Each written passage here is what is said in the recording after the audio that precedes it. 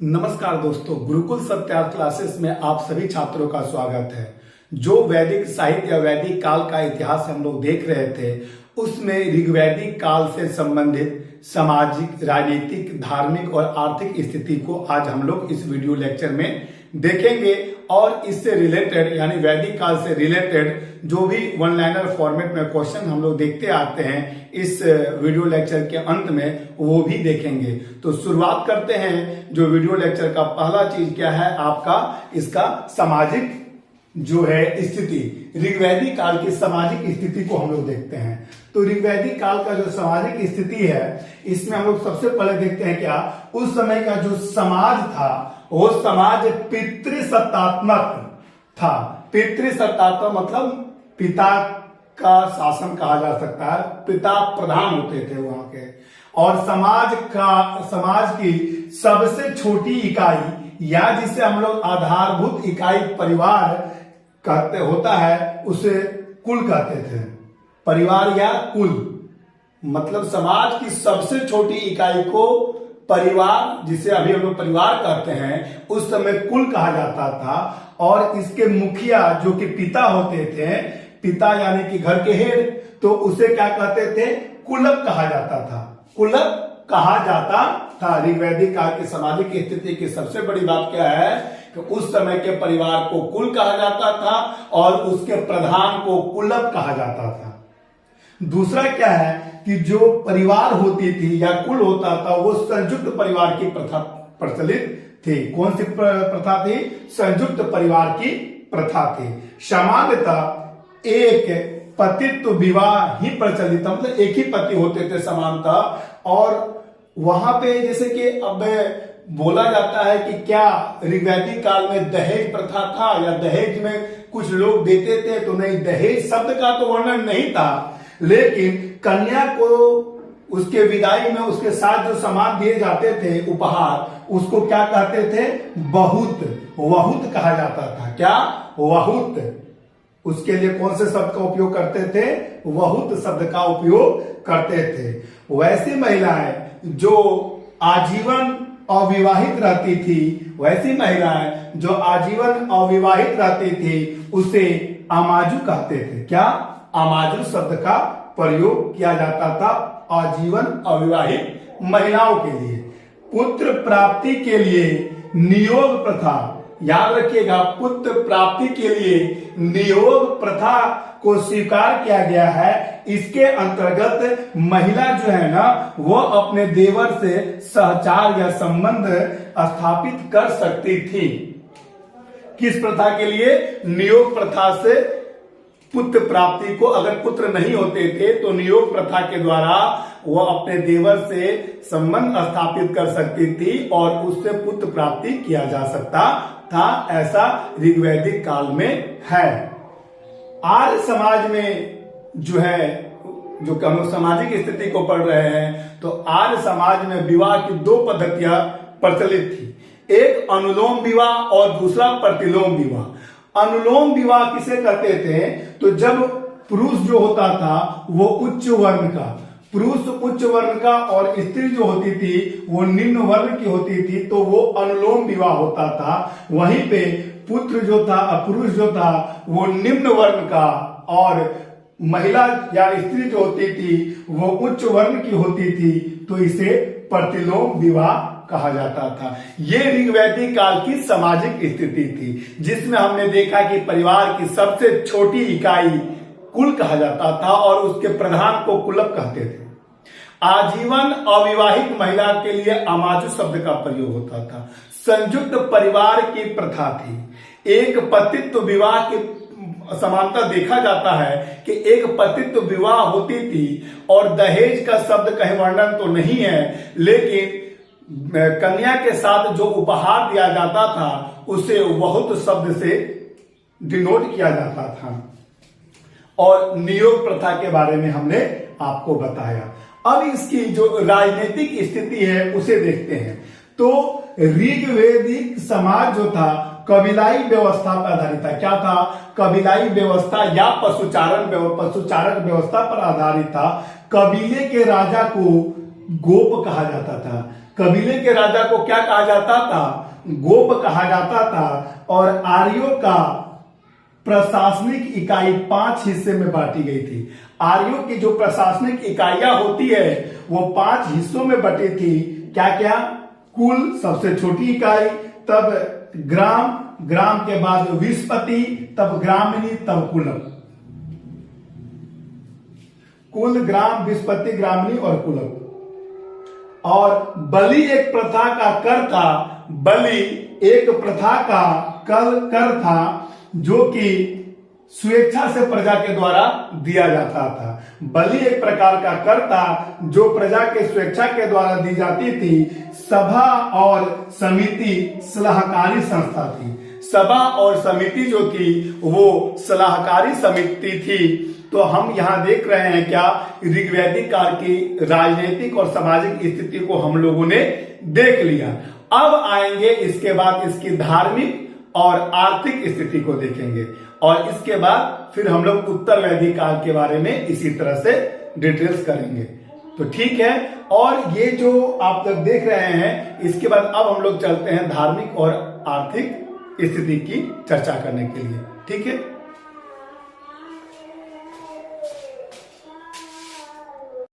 तो अब देखिए वैदिक काल में आर्थिक स्थिति और धार्मिक स्थिति किसका? ऋग्वैदिक काल का। आर्थिक स्थिति में क्या है कि पशुपालन जो है यह प्राथमिक पेशा था। पशुपालन क्या था?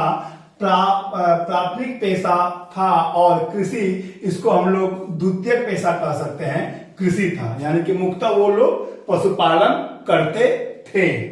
गाय जो है पवित्र पशु मानी जाती थी और यह विनिमय के साधन थे। विनिमय, जिसको हम लोग बार्टर सिस्टम कहते हैं, उसके साधन थे। यानी कि गाय दे दीजिए और अनाज दे दीजिए, गाय दे दीजिए, किसी चीज को ले लीजिए, ये था उस समय का सिस्टम।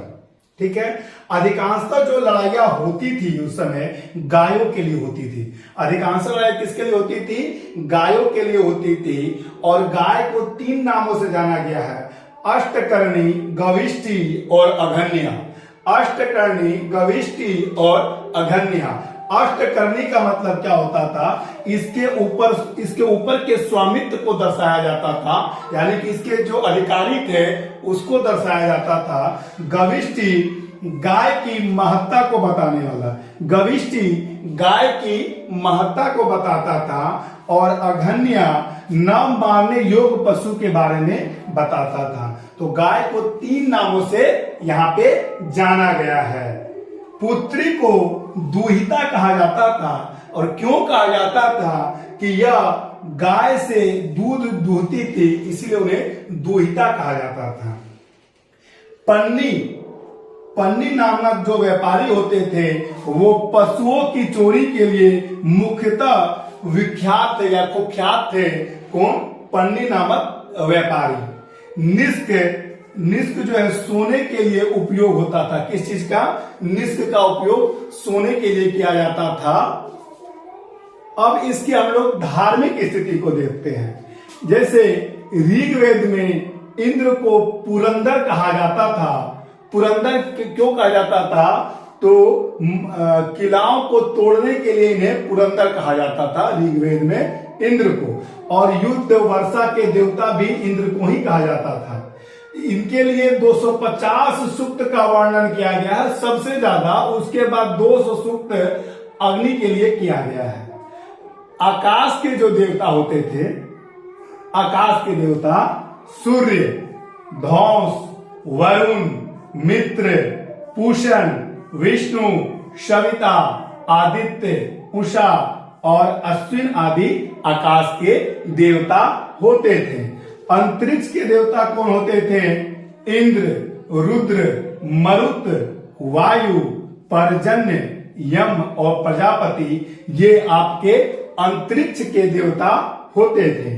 पृथ्वी के देवता में कौन आते हैं? अग्नि, सोम, पृथ्वी, बृहस्पति आदि पृथ्वी के देवता आते थे। तो हम लोग आकाश, अंतरिक्ष और पृथ्वी के देवता को देखा। वैसे इसकी डिटेल्स भी हम लोगों को देखना चाहिए, लेकिन वो आपके वनडे एग्जामिनेशन के लिए इंपॉर्टेंट नहीं है। आने वाले समय में जो बीपीएससी की मैथ्स की क्लास होगी उसमें हम लोग इस चीज को देखेंगे। लास्ट में क्या है, अर्यानी ऋग्वैदिक काल में जंगल की देवी को कहा जाता है अर्यानी। तो इस तरह से हम लोग देखते हैं क्या ऋग्वैदिक काल में देवताओं की बहुत ज्यादा चर्चा थी, लेकिन देवियों की चर्चाएं कम थी या उनकी बारे में कहीं पे कोई विशेष जानकारी उपलब्ध नहीं है।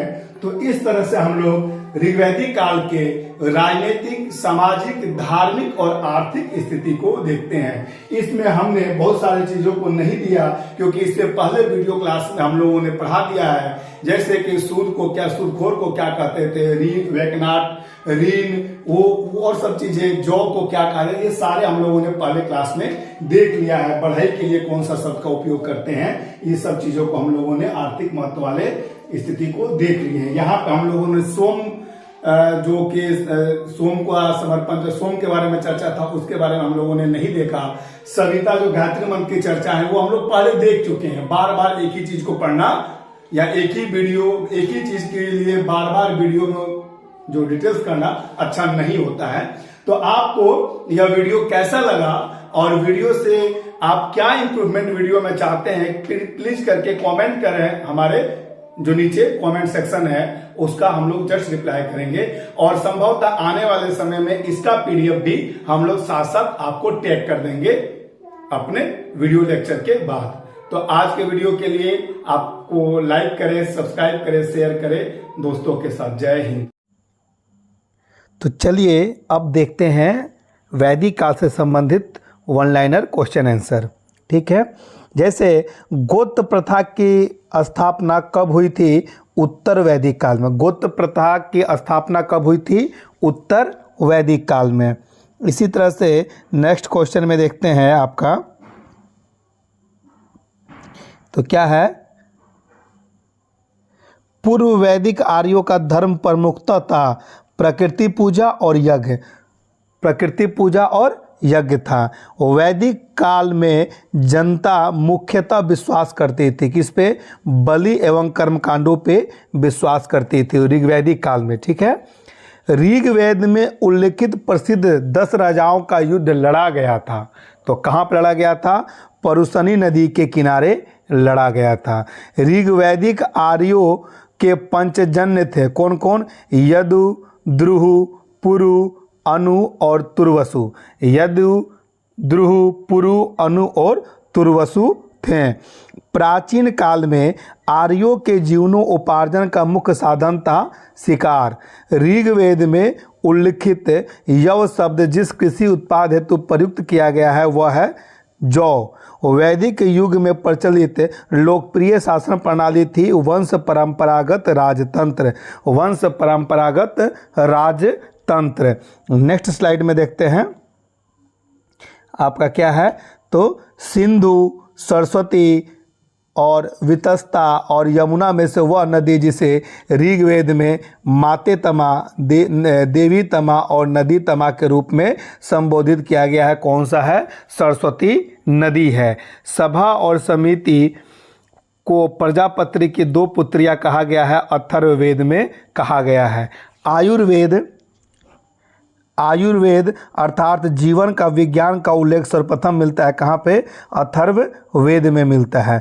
सर्वाधिक ऋग्वैदिक सूक्त समर्पित है इंद्र को। ये ऋग्वैदिक में ऋग जो है गलत लिखा हुआ है, इसे आप लोग देख लेंगे। तो ये सारे क्वेश्चन आपको वीडियो लेक्चर से ही संबंधित है और ये पूछा हुआ क्वेश्चन है प्रीवियस ईयर में। ऋग्वेद में इंद्र के बाद सर्वाधिक संख्या में मंत्र संबंधित है किससे? तो अग्नि से। ऋग्वेद में जो सबसे सूक्त है इंद्र को, तो इंद्र को कितना था? 250 और अग्नि को कितना था? तो 200।